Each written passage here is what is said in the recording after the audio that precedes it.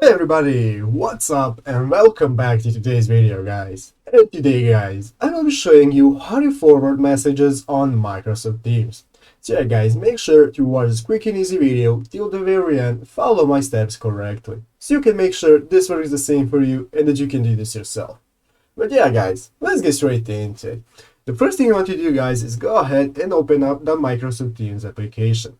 After opening up Microsoft Teams guys, you will go ahead and log into your account, and after logging in you will be greeted by this main page right here where at the left side of the screen you can see all the options that you have for using Microsoft Teams, such as activity, chat, Teams and so on. So guys, to forward the message, the first thing you want to do is go ahead and open our chats. So I'm going to go ahead and open my chat option right here at the left side of the screen. After opening up chats guys, now you can see all your chats that you have right here at the left side of the screen. So I'm going to go ahead and find a message that I want to forward. Let's say this is the message right here. So I'm going to go ahead and click this message right here and put my mouse on this message. Here guys, now you want to go ahead and find these three dots in the upper right corner, this which will open up the more options menu.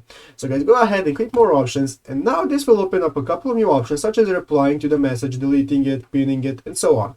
And guys, sadly there isn't an actual option to forward messages, but what we can do is go ahead and share to Outlook. So guys, what you will have to do is go ahead and have an Outlook profile, an email, and after clicking this guys, this will open up this new page where you will have the option to share this message in Outlook, and you will be able to send to your Microsoft Teams colleagues the message via Outlook. But sadly guys, you can see I currently do not have the application, but if you do, this will just open up the new tab where you will be able to enter your recipients and you will be able to forward the message to your colleagues that you have right here.